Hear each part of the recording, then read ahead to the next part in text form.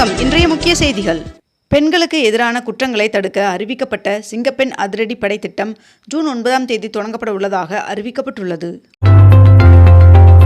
இன்று டெல்லியில் நடைபெறும் இந்தியா கூட்டணி கூட்டத்தில் திமுக பங்கேற்கப் போவதில்லை என்று தகவல் வெளியாகியுள்ளது. சர்வதேச சந்தை நிலவரங்களால் NPK, DAP, பொட்டாஷ் உள்ளிட்ட ரசாயன உரங்களின் விலை மூட்டைக்கு 550 ரூபாய் வரை உயர்ந்துள்ளது. தமிழ்நாடு முழுவதும் மக்களுடன் தொடர்பை வலுப்படுத்தும் தீவிர காவல் நடை ரோந்து பணிகள் மேற்கொள்ள காவல்துறை அதிகாரிகளுக்கு DGP உத்தரவிட்டுள்ளார். தமிழகத்தில் இன்று தென்காசி, திருநெல்வேலி, கோவை, சேலம் உள்ளிட்ட மாவட்டங்களில் ஒரு சில இடங்களில் கனமழை பெய்ய வாய்ப்புள்ளதாக வானிலை மையம் தகவல் தெரிவித்துள்ளது. மெட்ரிகுலேஷன் பள்ளியிடம் ஆண்டுதோறும் வசூலிக்கப்பட்டு வந்த 3 லட்சம் ரூபாய் உரிம புதுப்பிப்பு கட்டணத்தை தமிழ்நாடு அரசு ரத்து செய்துள்ளது. பத்திரப்பதிவுத்துறையில் கடந்த மார்ச் மாதம் அறிமுகமான வருகை இல்லா ஆவணப்பதிவு திட்டத்திற்கான வழிகாட்டுதலை பதிவுத்துறை வெளியிட்டுள்ளது. தமிழ்நாடு முழுவதும் கோவில்களில் ஆன்லைனில் சிறப்பு தரிசன டிக்கெட் முறையை கொண்டு வர திட்டம் என்று இந்து சமய அறநிலையத்துறை அமைச்சர் ரமேஷ் அவர்கள் தகவல் தெரிவித்துள்ளார். நாடு முழுவதும் 14 கிலோ எடை கொண்ட வீட்டு உபயோக சமையல் எரிவாயு சிலிண்டரின் விலை 29 ரூபாய் உயர்த்தப்பட்டுள்ளது. சென்னையில் கேஸ் சிலிண்டரின் விலை தற்பொழுது 957 ரூபாய் 50 பைசாவுக்கு விற்பனை செய்யப்பட்டு வருகிறது. CBSE 12ஆம் வகுப்பு விடைத்தாள் மறுமதிப்பீடு பணிக்காக பயன்படுத்தப்பட்ட தனியார் இணையதளம் பாதுகாப்பு காரணங்களுக்காக நீக்கப்பட்டுள்ளது. பாஜக முன்னாள் மாநில தலைவரும் முன்னாள் IPS அதிகாரியுமான அண்ணாமலை அவர்கள் புதிய அரசியல் இயக்கத்தை தொடங்கியுள்ள நிலையில் கடந்த 24 மணி நேரத்தில் 13 லட்சம் பேர் தனது இயக்கத்தில் இணைந்ததற்கு நன்றி தெரிவித்து அண்ணாமலை அவர்கள் பதிவிட்டுள்ளார். அண்ணாமலை அவர்கள் தொடங்கியுள்ள புதிய இயக்கத்தில் பாஜகவினர் இணைந்தால் அது கட்சி விதிமீறலாக கருதப்படும் என்று தமிழக பாஜக தலைவர் நயினார் நாகேந்திரன் அவர்கள் தெரிவித்துள்ளார். சமையல் எண்ணெய் உற்பத்தியாளர்கள் மற்றும் இறக்குமதியாளர்கள் தங்கள் தயாரிப்புகளை 200 மில்லி முதல் 20 லிட்டர் வரையிலான 9 நிலையான அளவுகளில் மட்டுமே விற்க வேண்டும் என்று மத்திய அரசு உத்தரவிட்டுள்ளது. மேற்கு வங்கத்தின் சிலிகுரி, டெல்லி இடையே புல்லட் ரயில் இயக்க 14,205 கோடி ரூபாய் ஒதுக்கீடு செய்யப்பட்டுள்ளதாக மத்திய ரயில்வே அமைச்சர் அஸ்வினி வைஷ்ணவ் அவர்கள் தெரிவித்துள்ளார்.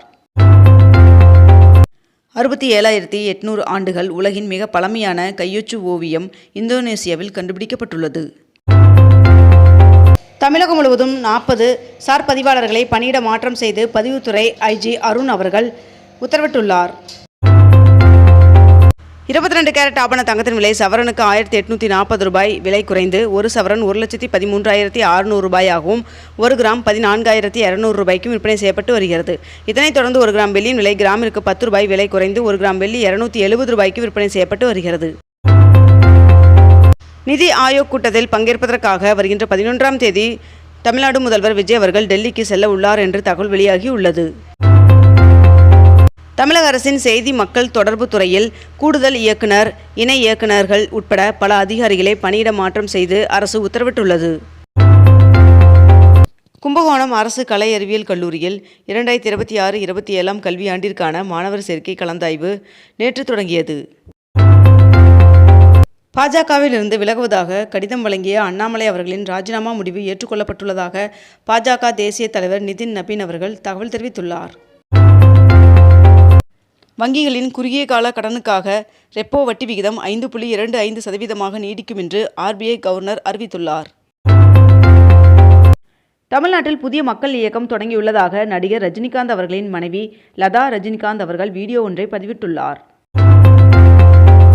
ட்ரோன்கள், நவீன கேமராக்கள் மூலம் எல்லையை பாதுகாக்க ஸ்மார்ட் பார்டர் திட்டத்தை மத்திய அரசு செயல்படுத்துவதாக உள்துறை அமைச்சர் அமித்ஷா அவர்கள் தெரிவித்துள்ளார்.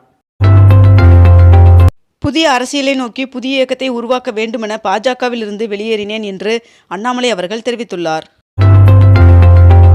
அமைச்சர்கள் யாரும் தவறு செய்ய வேண்டாம் என்றும் தவறு செய்பவர்கள் மீது உடனுக்குடன் கடுமையான நடவடிக்கை மேற்கொள்ளப்படும் என்றும் முதல்வர் விஜய் அவர்கள் எச்சரிக்கை விடுத்துள்ளார். மதுரை, பெங்களூரு இடையே வந்தே பாரத் ரயிலை நாகர்கோவில் வரை நீட்டிக்க வேண்டும் என்று பயணிகள் கோரிக்கை விடுத்துள்ளனர். சத்குருவின் காவேரி கூக்குரல் இயக்கம் மூலம் இந்த ஆண்டு 1,20,00,000 மரங்கள் நட இலக்கு நிர்ணயம் செய்யப்பட்டுள்ளதாக தெரிவிக்கப்பட்டுள்ளது. சென்னை மெட்ரோ ரயில் திட்டம் கட்டம் 2 வழித்தடம் 5இல் கடைசி கிரிடர் தயாரிப்பு பணி வெற்றிகரமாக நிறைவு பெற்றது. தமிழ்நாட்டில் நேற்று அதிகபட்சமாக சென்னையில் 106 டிகிரி ஃபாரன்ஹீட் வெயில் பதிவாகியுள்ளது. முதலமைச்சர் விஜய் அவர்களின் உத்தரவின்படி தமிழ்நாட்டில் 717 மதுக்கடைகள் முழுவதும் மூடப்பட்டன என்று டாஸ்மாக் நிர்வாகம் தெரிவித்துள்ளது. புதிய இயக்கம் தொடங்கிய பின்னர் சென்னை விமான நிலையம் வந்த அண்ணாமலை அவர்களுக்கு ஆதரவாளர்கள் உற்சாக வரவேற்பு அளித்துள்ளனர். திருச்செந்தூர் கோவில் முறைகேடுகள் தொடர்பாக விசாரிக்க 6 பேர் கொண்ட குழு அமைத்து இந்து சமய அறநிலையத்துறை அமைச்சர் ரமேஷ் அவர்கள் உத்தரவிட்டுள்ளார். பாஜகவின் பதவியில் இருக்கும் நிர்வாகிகள் கட்சி பதவியை ராஜினாமா செய்துவிட்டு அண்ணாமலை அவர்கள் தொடங்கிய புதிய இயக்கத்தில் இணைந்து வருகின்றனர். இந்தியாவில் 3 லட்சம் கோடி ரூபாய் முதலீடு செய்வதுடன் 5 ஜிகாவாட் அளவிலான தரவு மையம் ஒன்றை ஏர் ட்ரங்க் நிறுவனம் அமைக்க உள்ளதாக பிரதமர் நரேந்திர மோடி அவர்கள் அறிவித்துள்ளார். முதலமைச்சர் விஜய் அவர்களின் தலைமையிலான தாவேக அரசின் முதல் சட்டப்பேரவை கூட்டத்தொடர் ஜூன் 18ஆம் தேதி ஆளுநர் உரையுடன் தொடங்குகிறது என்று தகவல் வெளியாகியுள்ளது. தமிழ்நாட்டில் அடுத்த பொதுத் தேர்தலில் நான் தொடங்கும் அரசியல் கட்சி போட்டியிடும் என்று அண்ணாமலை அவர்கள் தெரிவித்துள்ளார். மாநிலங்களவை இடைத்தேர்தலில் காங்கிரஸ் வேட்பாளராக பிரவீன் சக்கரவர்த்தி அவர்கள் அறிவிக்கப்பட்டுள்ளார். முதலமைச்சர் விஜய் அவர்களின் தலைமையில் முதல் அமைச்சரவை கூட்டம் தொடங்கி நடைபெற்றது. 18,600 கோடி ரூபாய் முதலீட்டில் 8,200 நபர்களுக்கு உறுதியளிக்கப்பட்ட வேலைவாய்ப்பு வழங்கும் வகையில் தமிழ்நாட்டில் L&T நிறுவனம் 3 திட்டங்கள் மேற்கொள்வதற்கு முதல்வர் விஜய் அவர்களின் முன்னிலையில் புரிந்துணர்வு ஒப்பந்தம் மேற்கொள்ளப்பட்டது. ரஷ்யாவின் செயின்ட் பீட்டர்ஸ்பர்க் நகரின் மீது உக்ரைன் நேற்று மிகப்பெரிய ட்ரோன் தாக்குதலை நடத்தியுள்ளது. காலை உணவு திட்டத்தின் ஒப்பந்தம் முடிந்த நிலையில் மேலும் 3 மாதம் ஒப்பந்தத்தை நீட்டித்து தமிழ்நாடு அரசு உத்தரவிட்டுள்ளது. IPS அதிகாரிகள் 7 பேரை பணியிட மாற்றம் செய்து தமிழ்நாடு அரசு உத்தரவிட்டுள்ளது. சட்டவிரோதமாக கனிம வளங்கள் கடத்தப்படுவதை தடுக்க நடவடிக்கை எடுக்க வேண்டும் என்று அதிகாரிகளுக்கு முதல்வர் விஜய் அவர்கள் அறிவுறுத்தியுள்ளார். போலி 500 ரூபாய் நோட்டுகளின் எண்ணிக்கை 20% அதிகரித்துள்ளதாக ரிசர்வ் வங்கி தகவல் தெரிவித்துள்ளது.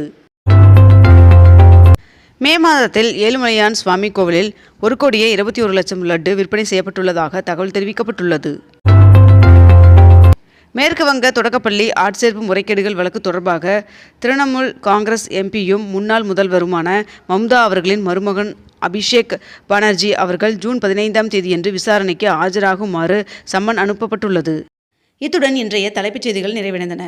மேலும் இதுபோன்ற அண்மை தகவல்களை உடனுக்குடன் தெரிந்து கொள்ள அக்னிபூ சேனலை சப்ஸ்கிரைப் செய்து கொண்டு தொடர்ந்து இணைந்திருங்கள். நன்றி, வணக்கம்.